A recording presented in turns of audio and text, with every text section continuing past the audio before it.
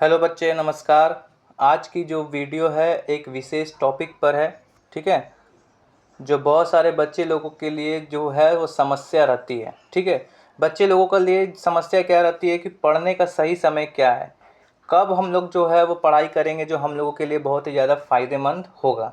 पढ़ाई का सही समय क्या है, और भी यहाँ कुछ एडिशनल लिखा हुआ है। अगर पढ़ते समय आपको नींद आती है तो आपसे समस्या हो जाएगी ख़त्म। अब से समस्या हो जाएगी ख़त्म। यहाँ पर आपसे लिख दिया गया है, अब से यहाँ पे लिख कर लीजिएगा,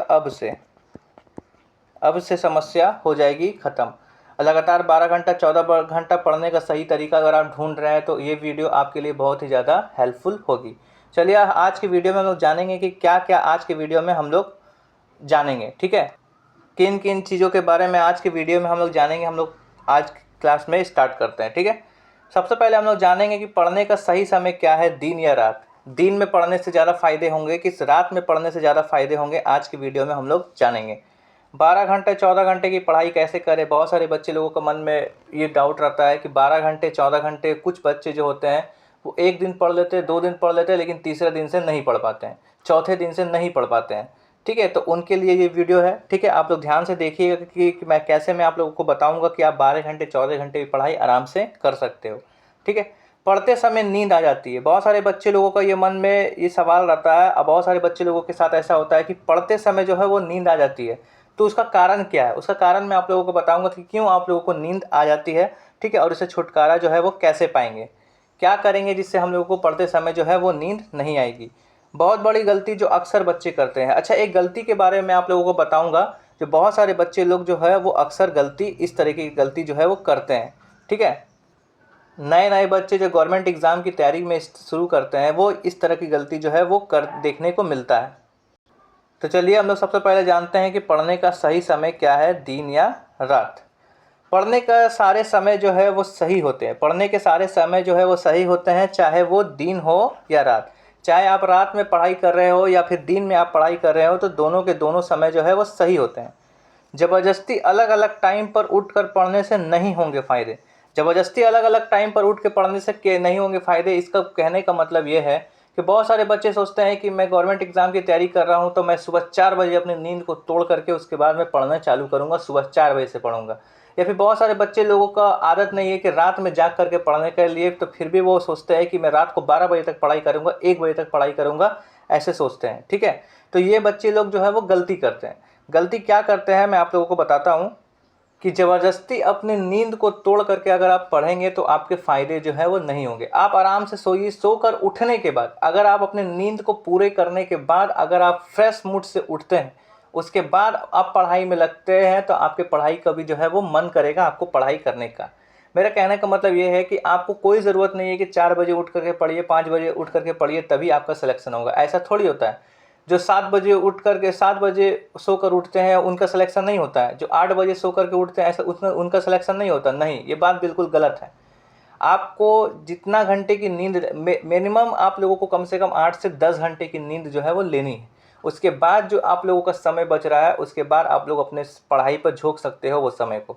ठीक है, लेकिन नींद भी मोस्ट इंपॉर्टेंट है। अगर आप सोचोगे कि मैं 6 घंटा 7 घंटा आपके जा करके सोऊंगा उसके बाद मैं सारा दिन पढ़ाई करूंगा, तो वो मुश्किल से मुश्किल आप 4 दिन कर सकते हैं, 5 दिन कर सकते हैं, और उससे ज़्यादा आप नहीं कर सकते हैं। ठीक है, और एक तीसरा जो पॉइंट लिखा हुआ है कि ग्रुप में बैठकर पढ़ने से अच्छे फ़ायदे होते हैं। देखो, मैं ये नहीं बोलूँगा कि जो अकेले पढ़ते हैं उनका सिलेक्शन नहीं होता है, लेकिन जो ग्रुप में बैठ करके पढ़ते हैं उनका प्रॉफिट फ़ायदा थोड़ा ज़्यादा होता है। क्यों होता है मैं आप लोगों को बताता हूँ। मान लीजिए आप ग्रुप में 4 लड़के के ग्रुप में आप पढ़ाई कर रहे हो। ठीक है, चारों लड़के कंसिस्टेंट हैं। ठीक है, चारों अपने पढ़ाई पर बहुत ही ज़्यादा ध्यान दे रहे हैं, सीरियस है अपने पढ़ाई को लेकर के। ठीक है, मान लीजिए आप लोग दिन में बैठ करके पढ़ रहे हो या फिर रात में, मैं मान लेता हूँ रात में बैठ करके आप पढ़ रहे हो। ठीक है, एक बच्चे को 11 बजे नींद आ रहा है ना, एक बच्चे को अगर 11 बजे भी उसे मन कर रहा है कि चलो मैं अब जाकर के सो जाता हूँ, अगर वो बाकी 3 बच्चों को देखेगा कि मैं पढ़ाई कर रहा हूँ, ठीक है, वो पढ़ाई कर रहा है बाकी 3 बच्चे जो है, तो फिर वो भी चौथा बच्चा जिसे नींद आ रहा है या फिर जिसे सोने का मन होगा वो भी नहीं सोएगा, वो भी पढ़ाई करेगा। क्यों? क्योंकि उसके मन में चलेगा ये कि ये तीनों बच्चे पढ़ाई कर रहे हैं, मतलब कंपटीशन, मैं इन तीनों से पीछे हो जाऊंगा। ठीक है, तो कंपटीशन आपके ग्रुप के बच्चे लोग के साथ ही होगा, और जितना आप लोग कंपटीशन में रहोगे उतने ज़्यादा आप लोग पढ़ाई करोगे, कंसिस्टेंट तरीके से पढ़ाई करोगे, और उसी उतना ही आप लोगों का दिमाग चलेगा भी, ठीक है। और पढ़ने का विशेष समय कोई भी सही समय नहीं होता है। अगर आपका जब मन कर जाए आप तब से पढ़ाई अपनी को स्टार्ट कर सकते हैं, ठीक है। लेकिन मेरा मानना ये है कि रात में पढ़ने से, जो बच्चे रात में पढ़ते हैं, जो बच्चे रात में पढ़ते हैं कि मैं दिन भर सोऊंगा, थोड़ा बहुत पढ़ूंगा और रात में मैं लगातार कंटिन्यू पढ़ूंगा सुबह के 3 बजे तक, 4 बजे तक, तो वो बच्चे लोगों के थोड़े ज़्यादा प्रॉफिट होते हैं। क्यों होते हैं मैं आप लोगों को बताता हूँ। रात में डिस्टर्ब करने वाला कोई नहीं होता, ना कोई दोस्त का कॉल आएगा, ना कोई रिलेटिव्स का फ़ोन आएगा। रात को 12 बजे कौन रिलेटिव्स का फ़ोन आता है? किसी का नहीं। कौन सा दोस्त का फ़ोन आएगा? किसी का नहीं, ठीक है ना। रात को 12 बजे 1 बजे कोई मम्मी कहीं से सामान लाने के लिए दुकान में भेजेगी या फिर कोई और काम आपको पड़ेगा, ऐसा कुछ भी नहीं होगा। रात का माहौल जो होता है वो बिल्कुल शांत होता है। आप रात में बैठ करके कंसिस्टेंट तरीके से आराम से पढ़ाई कर सकते हैं, ठीक है। दिन में बहुत सारी समस्या आ जाती है, कोई अचानक से कोई काम पड़ जाता है तो मम्मी बोलने लगती है कि जाइए आप इस काम को कंप्लीट करके आइए, तो आप लोगों को पढ़ाई में जो है वो डिस्टर्ब बनता है, ठीक है। तो रात में जो बच्चे पढ़ते हैं उनके लिए फ़ायदा बहुत ज़्यादा होता है। मैं ऐसा नहीं बोलूँगा कि दिन में पढ़ने वाले बच्चों के फ़ायदा नहीं होंगे, नहीं, जो दिन में भी पढ़ते हैं उन बच्चों का भी सिलेक्शन होता है, ऐसी कोई बड़ी बात नहीं है। लेकिन मेरा अनुभव यह कहता है कि रात में आप लोगों को पढ़ने से ज़्यादा फ़ायदे होंगे, ठीक है। और ग्रुप में अगर आप बैठ करके नहीं पढ़ पाएंगे या फिर कोई ऐसा दोस्त नहीं है या फिर कोई ऐसा माहौल नहीं है, आप घर पे बैठ करके पढ़ना पसंद करते हैं, तो वो भी कोई बड़ी चीज़ नहीं है। आप आराम से घर पे भी बैठ करके पढ़ सकते हैं, ठीक है। तो ज़बरदस्ती आपको उठ करके नहीं पढ़ना है, ये रूल आप लोगों को याद रखना है, ये वाला,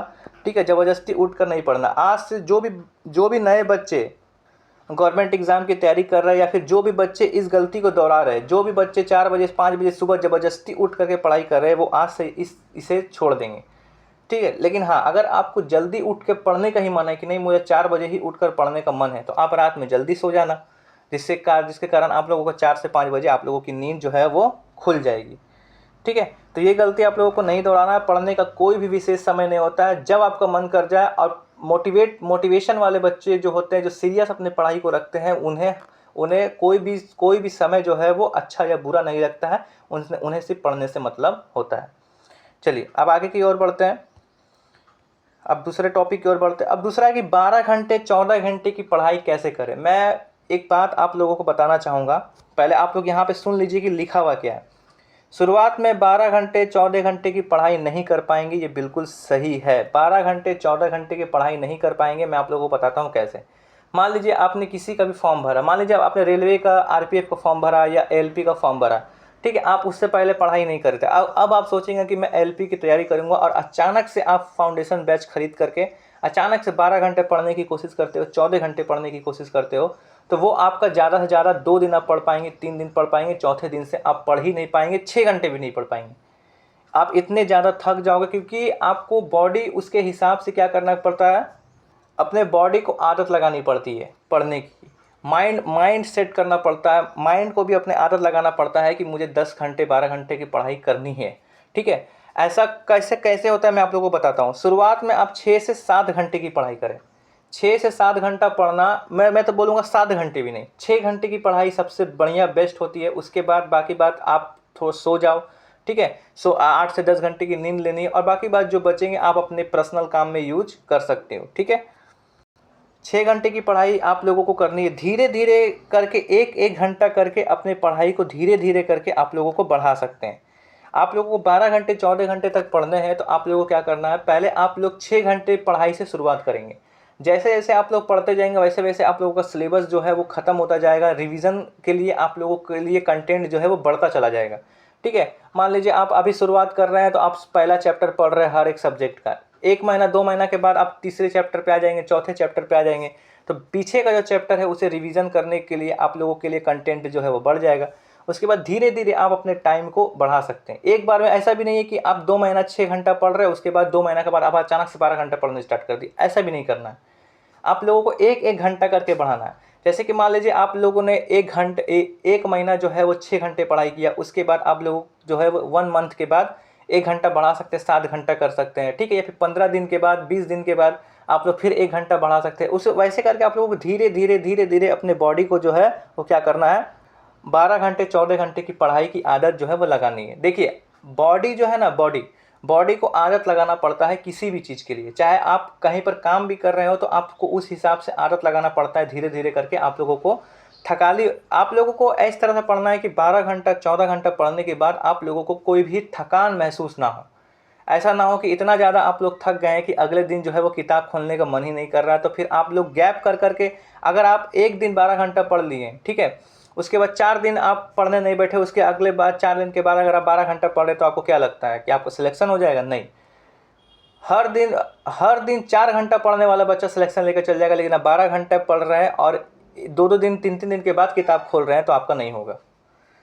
ठीक है, सप्ताह में 6 दिन की पढ़ाई करें। हाँ, ये भी एक भी जरूरी टॉपिक है। शुरू में जब आप तैयारी स्टार्ट कर रहे हैं तो सप्ताह में 6 दिन की पढ़ाई करें। 6 दिन में आपको जो भी पढ़ना है, रिवीजन करना है, कंटेंट करना है, 6 घंटे 7 घंटे जो भी जितने भी घंटे आप पढ़ रहे हैं, आप 6 घंटे भी पढ़ रहे हैं तो आप लोगों को सप्ताह में 6 दिन ही पढ़ना है। ठीक है, एक दिन का फुली ब्रेक लेना। फुल ब्रेक जिसे बोलता है ना, सुबह से लेकर रात तक एक बार भी आप लोगों को कोई भी बुक कॉपी किताब मतलब पढ़ना नहीं है। लेकिन मैं ऐसा नहीं बोलूँगा कि आप लोगों को शुरू से अंत तक ये रूल फॉलो करना। आप लोगों का एग्ज़ाम सामने आएगा तो प्रेशर बढ़ेगा, जो भी बच्चे सीरियस है उनका थोड़ा टेंशन बढ़ेगा, तो फिर जा कर के 7 दिन भी पढ़ाई कर सकते हैं, ऐसे कोई बड़ी चीज़ नहीं है। लेकिन अगर आप शुरुआत कर रहे हैं, आपको आदत नहीं है पढ़ने का, तो आप एक दिन की ब्रेक जो है वो ले सकते हैं। अब मेरा मानना ये है कि एग्ज़ाम कितना भी पास हो, लेकिन कम से कम आधे दिन के ब्रेक तो एक सप्ताह में लेना ही चाहिए। एक सप्ताह में आप लोगों को आधे दिन की ब्रेक बिल्कुल लेनी चाहिए। ठीक है, क्योंकि थोड़ा सा बॉडी जो है वो शांत होता है। ठीक है, आपको पढ़ाई के हिसाब से अपने बॉडी को आदत लगानी है। ठीक है, तैयार करना है अपने बॉडी माइंड सेट भी उस तरीके से रखना है कि मुझे पढ़ना है। ऐसा भी नहीं है कि 12 घंटे किताब खोल करके पढ़ रहे, थोड़ा सा इंस्टाग्राम देख लिया, थोड़ा व्हाट्सअप देख लिया, फेसबुक देख लिया, ऐसे कर करके आप 12 घंटे पढ़ रहे तो उस पढ़ाई का भी आपका कोई भी फ़ायदा नहीं होगा। ठीक है, चलिए आगे की ओर हम लोग बढ़ते हैं। अब हम लोग देखते हैं कि पढ़ते समय नींद आ जाती है, उसका क्या कारण है। ये भी बच्चे लोग में बहुत ज़्यादा डाउट बना रहता है कि जैसे पढ़ने बैठते हैं नींद आ जाता है तुरंत में, है ना। उसका क्या कारण, छुटकारा कैसे पाएँ? तो देखिए, सबसे पहला बात है कि सोकर उठने के तुरंत बाद पढ़ने से नींद आती है। ठीक है, ये भी आप लोग ने नोटिस किया होगा, बहुत सारे बच्चे लोग। आप लोग कमेंट बॉक्स में बताइएगा कि किन किन बच्चे लोगों के साथ ऐसा होता है। अगर आप सोकर उठे, आप तुरंत किताब खोल करके पढ़ने बैठ जाएंगे तो आप 10-15 मिनट के बाद आपको नींद आना तय है। आपको तुरंत जो है वो नींद आने लगेगी। ठीक है, खाना खाने की तुरंत बाद पढ़ने बैठने से नींद आती है। आपने मान लीजिए कोई नाश्ता कर लिया या दिन का खाना खा लिया, उसके बाद आप लोग तुरंत किताब लेकर के बैठ गए तो आप लोगों को नींद आना फिक्स है। ठीक है, नींद आने लगती है। ठीक है, आप लोग खाना खाने या नाश्ता करने के बाद तुरंत बाद जो है वो क्या करिएगा कि 10 से 15 मिनट, 20 मिनट, आधा घंटा के बाद अपनी पढ़ाई को स्टार्ट करिएगा। ठीक है, ताकि आप लोगों को नींद ना आए। नींद आने का और एक कारण है, ठीक है, उसे छुटकारा भी कैसे पाना है वो दोनों को मैं एक ही में अटैच करके यहाँ पे बताया हूँ।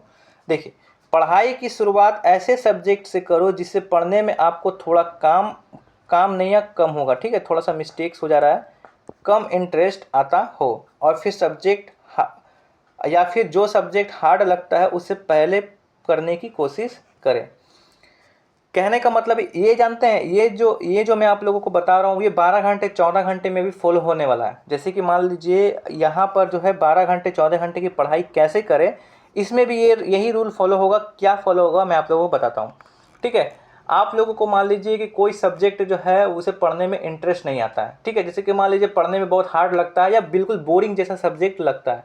ठीक है, जैसे मैं आप लोगों को कोई भी एग्जाम्पल ले देता हूँ। जैसे कि मान लीजिए आप लोगों को जीके का हिस्ट्री आप लोगों को पढ़ने में मज़ा नहीं आता है।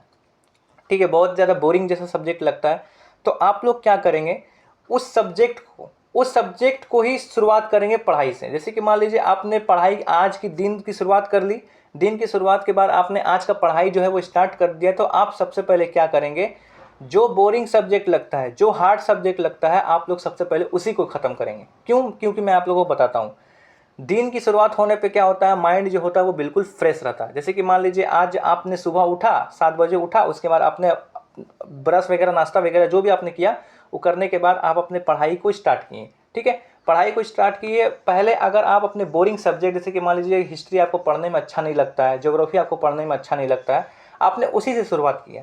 ठीक है, शुरुआत किया तो शुरू में क्या रहता है, माइंड फ्रेश रहता है। माइंड फ्रेश रखने के बाद 1 घंटे 1.5 घंटे आपने पढ़ाई किया, मान लीजिए अपने फाउंडेशन बेस से किया या फिर कुछ रिवीजन वगैरह कर लिया।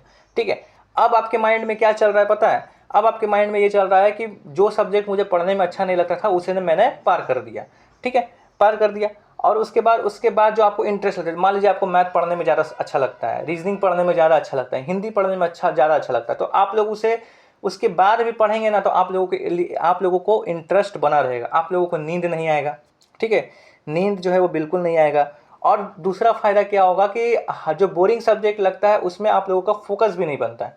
तो आप लोगों को क्या रहेगा कि फोकस भी बना रहेगा बोरिंग सब्जेक्ट के ऊपर। जो सब्जेक्ट आपको पढ़ने में इंटरेस्ट आता है उसे अगर आप सबसे लास्ट में भी पढ़ेंगे तो उतना ही फोकस रहेगा जितना आप लोगों को शुरू में रहता है। ठीक है, मेरे बात मैं क्या बोल रहा हूँ, मैं आशा करता हूँ कि आप लोगों को समझ में आ रहा है। कहने का सीधा तात्पर्य ये है कि जो सब्जेक्ट आपको पढ़ने में इंटरेस्ट आता है उसे आप लास्ट में भी पढ़ सकते हैं, ताकि आपका बैलेंस बना रहे, आपका पढ़ाई का बैलेंस जो है वो बना रहे। ठीक है, जैसे कि मान लीजिए आपको आपको 3 सब्जेक्ट में मान लेता हूँ, जैसे कि मान लीजिए आपको जीके के हिस्ट्री हो गए, पॉलिटी हो गए और ज्योग्राफी हो गए, आपको पढ़ने में अच्छे नहीं लगते हैं। आपने क्या किया, 1-1 घंटा 1.5 घंटा करके जो है वो सुबह में ही अपने बोरिंग सब्जेक्ट को निपटा दिया। अपने बोरिंग सब्जेक्ट जो है जिसे आपको पढ़ने में इंटरेस्ट नहीं आता है, जो हार्ड लगता है, आपने उसे पढ़ करके ख़त्म कर दिया। तो आपका माइंड क्या था, फ्रेश माइंड में आपने जो है वो हार्ड सब्जेक्ट को निपटा दिया। अब आपको पढ़ने में क्या मज़ा आता है, मैथ। तो आप क्या करेंगे उसके बाद, अगर आप मैथ पढ़ने चालू करेंगे तो आपको कभी भी थकावन महसूस नहीं होगा, ना ही आप लोगों को बोरिंग जैसा कुछ फील आएगा। ठीक है, अब इसी तरह से आप 12 घंटे 14 घंटे भी पढ़ सकते हैं। ठीक है, जो आपको इंटरेस्टिंग सब्जेक्ट लगता है उसे आप पीछे करते जाएंगे, जो आपको हार्ड सब्जेक्ट लगता है उसे आप पहले पढ़ते जाएंगे। लेकिन आप लोग के मन में एक और सवाल होगा कि सर, क्या अगर मान लीजिए मेरे पास 4 से 5 सब्जेक्ट जो है मुझे पढ़ने में अच्छा नहीं लगता, जैसे कि मान लीजिए मुझे पूरा जीके ही पढ़ने में अच्छा नहीं लगता है। ठीक है, जीके में ना हिस्ट्री पढ़ने में अच्छा लगता है, ना ज्योग्राफी पढ़ने में अच्छा लगता है, तो मैं क्या करूँगा। तो ऐसे में आप लोगों को क्या करना है, आप लोगों को पहले क्या करना है मैं आप लोगों को बताता हूँ। आप लोग क्या करेंगे, उस टाइम आप लोग पहले एक सब्जेक्ट ऐसा चुनेंगे जिससे आप लोगों को पढ़ने में अच्छा नहीं लगता है। जैसे कि मान लीजिए आप लोग जो है वो 8 बजे आपने उठा, मतलब 8 बजे आपने पढ़ने के लिए बैठा, तो आप पहले क्या करेंगे, आप पहले क्या करेंगे, आप पहले ऐसे सब्जेक्ट को चुनेंगे जो आपको पढ़ने में अच्छा नहीं लगता। जैसे कि मान लीजिए आपको हिस्ट्री पढ़ने में अच्छा नहीं लगता है। ठीक है, तो आपने पहले क्या किया, हिस्ट्री को ख़त्म कर दिया। ठीक है, उसके बाद आपको ज्योग्राफी पढ़ने में अच्छा नहीं लगता है। ठीक है, ज्योग्राफी आपको पढ़ने में अच्छा नहीं लगता है, तो क्या करेंगे आपने फिर जो है वो ज्योग्राफी को पढ़ना स्टार्ट किया, ज्योग्राफी को पढ़ करके ख़त्म कर दिया। जो भी आपको पढ़ना था, फाउंडेशन बेस से पढ़ना था, रिवीजन करना था, आपने पढ़ करके आज का कोटा जो है वो पूरा कर लिया ज्योग्राफी का। ठीक है, अब आपको पॉलिटी भी पढ़ने में अच्छा नहीं लगता है, लेकिन आप पॉलिटी को स्टार्ट नहीं करेंगे। अब उसके बाद आप एक सब्जेक्ट ऐसा चुनेंगे जिससे आपको पढ़ने में अच्छा लगता है। बीच में आप क्या करेंगे, एक सब्जेक्ट ऐसा पढ़ेंगे जिससे आपको पढ़ने में अच्छा लगता है। उसके बाद फिर आप पॉलिटी को स्टार्ट करेंगे। मतलब बीच बीच में आपको ऐसा सब्जेक्ट भी पढ़ना है जिससे आपको बहुत ही ज़्यादा अच्छा लगता है, फ़ायदा होता है, या फिर आपको जो पढ़ने में इंटरेस्ट आता है। तो क्या करेंगे, क्या होगा, उससे आप लोगों का पढ़ने में जो है वो मन जो है वो लगा रहेगा। आप लगातार ऐसा सब्जेक्ट कोई पढ़ेंगे जिससे आपको पढ़ने में अच्छा नहीं लगता, तो वो भी आप नहीं पढ़ पाएंगे। आप 2 दिन पढ़ेंगे, 4 दिन पढ़ेंगे, 5वां दिन आप बैठेंगे नहीं, 6ठे दिन आप बैठेंगे नहीं, आपको थकान महसूस होगा या फिर पढ़ने का मन नहीं करेगा। ठीक है, तो नींद आने का यही कारण है। पढ़ने उठते टाइम सोकर तुरंत उठने से आपको नहीं पढ़ना है, और ना ही खाना खाने के तुरंत बाद आपको बैठ करके पढ़ना है। ठीक है, मैंने आप लोगों को बताया बहुत सारे चीज़, आप लोगों के जो मैं आप लोगों को बता रहा हूँ उसमें से बहुत सारे आप लोगों के लिए चलता भी होगा। ठीक है, बहुत सारे आप लोगों ने फील भी किया होगा, आप लोग कमेंट बॉक्स में ज़रूर बताइएगा। चलिए, उसके बाद हम लोग जानते हैं, हाँ, ये मैं आप लोगों को बताने वाला हूँ कि एक बहुत बड़ी गलती जो है वो अक्सर बच्चे लोग करते हैं। क्या करते हैं मैं आप लोगों को बताता हूँ, आप लोग ध्यान से समझिएगा। एक बहुत बड़ी गलती अक्सर बच्चे लोग जो करते हैं उसके बारे में हम जानते हैं। नए बच्चे जो गवर्नमेंट एग्ज़ाम की तैयारी करना शुरू करते हैं वे सारे एग्ज़ाम को क्रैक करने के बारे में सोचते हैं। ये सबसे बड़ी गलती रहती है। ठीक है, मैं यहाँ पर लिख देता हूँ, सबसे बड़ी गलती जो है क्या होती है, वो हर एग्ज़ाम को क्रैक करने के बारे में सोचते हैं। वो हर एक एग्ज़ाम निकालने सोचते हैं नए बच्चे का मतलब ये हो गया, मैं आप लोगों को बताता हूँ।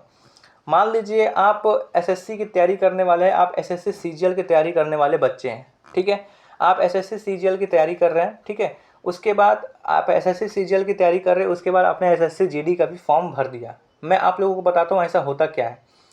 एसएससी, या फिर मैं उल्टा मान लेता हूँ, एसएससी जीडी की आप तैयारी कर रहे हैं। ठीक है, आपने एसएससी जीडी के नए बच्चे हो, आप एसएससी जीडी की तैयारी कर रहे हैं, आपने फाउंडेशन बैच पढ़कर नहीं रखा है, आप तैयारी करना स्टार्ट कर दिए। आपने एसएससी सीजीएल का भी फॉर्म भर दिया। एसएससी सीजीएल का फॉर्म भरने के बाद क्या हो गया कि आपका एसएससी सीजीएल का एग्ज़ाम भी सामने आ गया। लेकिन आप लोगों को पता होगा कि एसएससी जीडी में जो है वो हिंदी सब्जेक्ट आता है, हिंदी, ठीक है। और 10th लेवल का एग्ज़ाम होता है एसएससी जीडी। लेकिन एसएससी सीजीएल जो होता है, एसएससी सीजीएल वो ग्रेजुएशन लेवल का एग्ज़ाम होता है, जिसमें आप लोगों को क्वेश्चन का लेवल थोड़ा सा हार्ड देखने को मिलता है। और प्लस आप लोगों के लिए उसमें इंग्लिश होती है और एडवांस मैथ आप लोगों का पूरा होता है। जबकि एसएससी जीडी में सिर्फ एक एडवांस चैप्टर आता है जिसका नाम है मेंसुरेशन। तो आप लोगों के अंदर ना प्रेशर बहुत ज़्यादा बनेगा। कैसे बनेगा मैं आप लोगों को बता रहा हूँ। आपको एसएससी जीडी की तैयारी कर रहे हैं, मैथ जो एसएससी सीजीएल में है वो जीडी में भी है, चलिए वो बराबर है। आपने एक लेवल उठा करके प्रैक्टिस कर लिया, आपका सीजीएल का भी तैयारी हो जाएगा। आप रीजनिंग की तैयारी कर रहे हैं, एसएससी जीडी की तैयारी कर रहे हैं, आपने एक लेवल उठा करके बनाया, आपने एसएससी की रीजनिंग की भी तैयारी कर लिया, जीके का भी उसी तरह से कर लिया, ठीक है। अब आपको एसएससी जीडी के लिए हिंदी भी पढ़ना है, हिंदी की भी तैयारी बहुत ही अच्छे से करनी है, बहुत ही अच्छे से करनी है। और एसएससी सीजीएल के लिए इंग्लिश की भी तैयारी करना है, ठीक है। एसएससी सीजीएल की इंग्लिश जो है वो हलवा नहीं, ठीक है, हार्ड है, अच्छे लेवल के क्वेश्चन आते हैं एसएससी सीजीएल के इंग्लिश में। आप लोगों के मन में डाउट होगा कि सर मैंने तो एसएससी जीडी में भी इंग्लिश चूज़ करके रखा है, चलिए वो भी बहुत अच्छी बात है, लेकिन आपको मैथ में एक्स्ट्रा पढ़ना पड़ेगा, एडवांस मैथ, और ऊपर से आप लोगों को एडवांस मैथ पढ़ना। और एसएससी सीजीएल में ऐसा भी नहीं है कि एडवांस मैथ जो है वो बहुत ही कम है, अच्छे लेवल के क्वेश्चन एडवांस मैथ से आते हैं, ठीक है। तो फिर आप अलग से एडवांस मैथ पे प्रैक्टिस करोगे तो आप लोगों के लिए जो प्रेशर बनता चला जाएगा, ठीक है। इसीलिए कोई भी बच्चे जो है वो जो नए तैयारी करने स्टार्ट किए हैं वो केवल एक एग्ज़ाम के ऊपर फोकस करेंगे।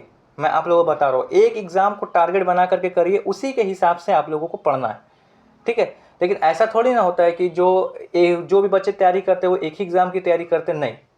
बहुत सारे ऐसे बच्चे होते हैं जो एक ही एग्ज़ाम की तैयारी नहीं करते, बहुत सारे एग्ज़ाम के फॉर्म भरते हैं और एग्ज़ाम निकालते भी। तो उन बच्चों का क्या है मैं आप लोगों को बताता हूँ। बच्चे टारगेट बैच और फाउंडेशन बैच में फ़र्क होता है, ठीक है। टारगेट बैच उसे कहा जाता है जिससे आप लोगों को सिर्फ एक जो एग्ज़ाम की आप टारगेट बैच लिए हो उसी एग्ज़ाम के रिलेटेड आपको कंटेंट जो है वो कराया जाता है। और फाउंडेशन बैच का मतलब क्या होता है, कोई भी एग्ज़ाम से मतलब नहीं होता है, आप लोगों को पूरा फाउंडेशन बैच पढ़ाया जाता है, पूरा सिलेबस पढ़ाया जाता है, ठीक है। तो उस तरह के बच्चे जो दोनों एग्ज़ाम को फॉर्म भरते हैं वो जो है वो फाउंडेशन बैच उन्होंने पढ़ रखा है।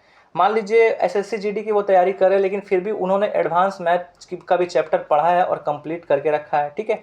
मान लीजिए जीके में, जैसे कि मान लीजिए रेलवे के एग्ज़ाम में जो होते हैं वो साइंस का वेटेज ज़्यादा होता है। अगर आप एसएससी में देखोगे तो एसएससी में भी साइंस पूछा जाता है, लेकिन वेटेज ज़्यादा नहीं होता, बराबर होता है। लेकिन रेलवे में साइंस का वेटेज ज़्यादा होता है, ठीक है। तो आप एसएससी की तैयारी करते करते रेलवे की तैयारी में भी घुसोगे तो आपको साइंस फिर एक्स्ट्रा पढ़ना पड़ेगा, एडिशनल पढ़ना पड़ेगा, साइंस में बहुत ज़्यादा घुसना पड़ेगा, ठीक है। तो फाउंडेशन बैच से पढ़ने वाले बच्चे क्या होते हैं, उन्होंने साइंस भी बहुत अच्छे से पढ़ रखा है, उन्होंने एडवांस मैथ भी बहुत अच्छे से पढ़ रखा है, उन्होंने इंग्लिश भी कंप्लीट कर रखा है, उन्होंने एक लेवल के ऊपर मैथ भी बना रखा है। तो उस तरह के बच्चे जो होते हैं वो रेलवे के भी एग्ज़ाम देते हैं, वो एसएससी के भी एग्ज़ाम देते हैं, ठीक है।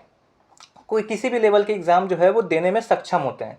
तो वैसा आप लोगों को बनना है। आप लोगों को पहले फाउंडेशन बैच जो है, अगर आप लोग सारे एग्ज़ाम देना चाहते हो तो आप लोग फाउंडेशन बैच को पहले कंप्लीट करिएगा।